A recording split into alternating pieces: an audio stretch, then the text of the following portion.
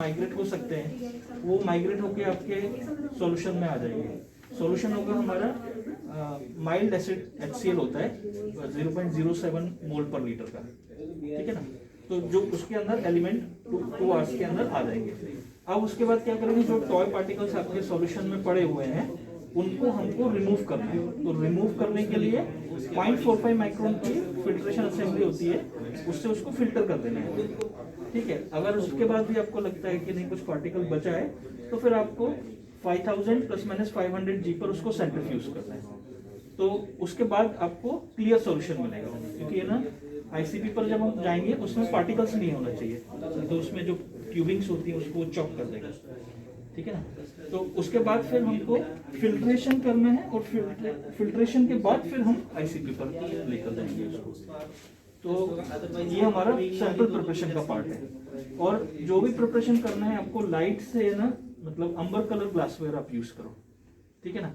और अभी जैसे हमने उसको 50 टाइम्स जो भी हमने वेट लिया उसका 50 टाइम्स डाइल्यूट करते हैं। तो 1.8 ग्राम लेके मैंने 90 ml उसको वाटर से मेकअप करके प्रोसेस किया है। अगर आप सेम डे एनालाइज कर सकते हो तो ठीक है, अगर आपको उसको रखना है 1-2 दिन के लिए, उससे ज्यादा समय के लिए रखना है, तो उसको स्टेबलाइज करने के लिए स्टैंडर्ड बोलता है कि 1 मोल पर लीटर का कंसंट्रेशन होना चाहिए। तो 90 ml में आप 10 ml कंसंट्रेटेड HCl डाल दीजिए।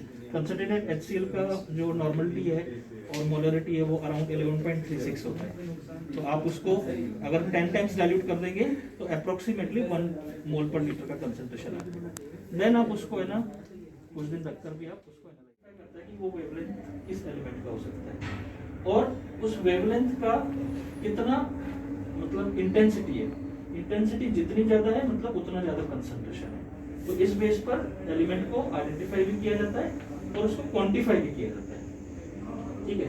तो अब बात यह है कि जब हम इसको यूज करते हैं तो इलेक्ट्रॉन्स को हायर एनर्जी पर ले जाने के लिए हमें कुछ एनर्जी सोर्स चाहिए, तो वो होता है इसमें प्लाज्मा। तो प्लाज्मा क्या होता है, प्लाज्मा एक ना आयोनाइज गैस है which is the mixture of electrons and positive ions।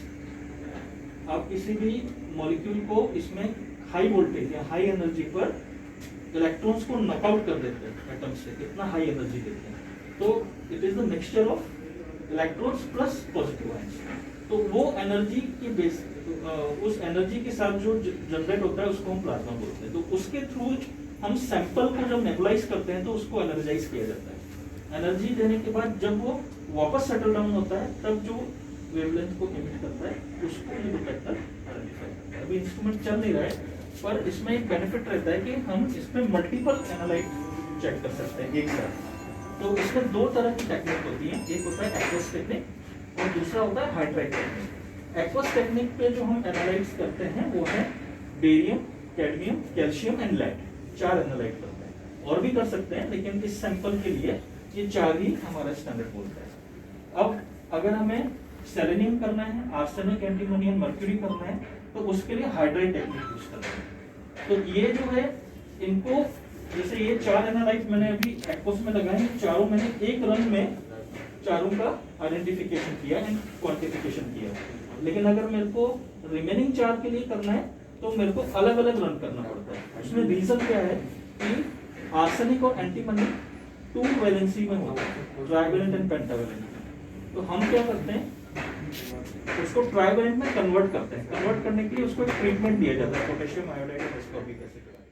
उसको पेरिस्टैल्टिक पंप की हेल्प से इस यहाँ पर उसको नेबुलाइज किया जाता है, नेबुलाइजर के थ्रू इंट्रोड्यूस करता है। यहाँ से ये जाता है प्लाज्मा में, अभी बंद है, ग्रीन कलर का फ्लेम आता है, वो उसको हम प्लाज्मा बोलते हैं। यहाँ इसका टेम्परेचर बहुत हाई रहता है, 10,000 K रहता है, ठीक है।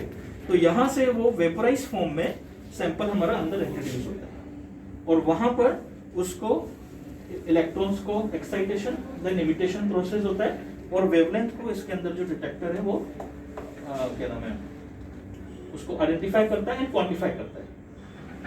अब अगर हमें हाइड्राइट लगाना है तो हाइड्राइट के लिए किट अलग होती है, क्योंकि हाइड्राइट को जो हमारे एनालाइट्स हैं ये 4 उनको उनके हाइड्राइट फॉर्म में कन्वर्ट किया जाता है। उसका कन्वर्जन इंट्रोडक्शन से पहले किया जाता है। तो उसमें है ना सोडियम बोरोहाइड्राइड और HCl को यूज करते हैं और उसको सैंपल के साथ मिक्स करते हैं, एक अलग किट होती है, और उसमें फिर उसको हाइड्राइड गैस में कन्वर्ट करते हैं और फिर वो हाइड्राइड गैस प्लाज्मा में जाती है। तो this is the difference between the aqueous and hydrated.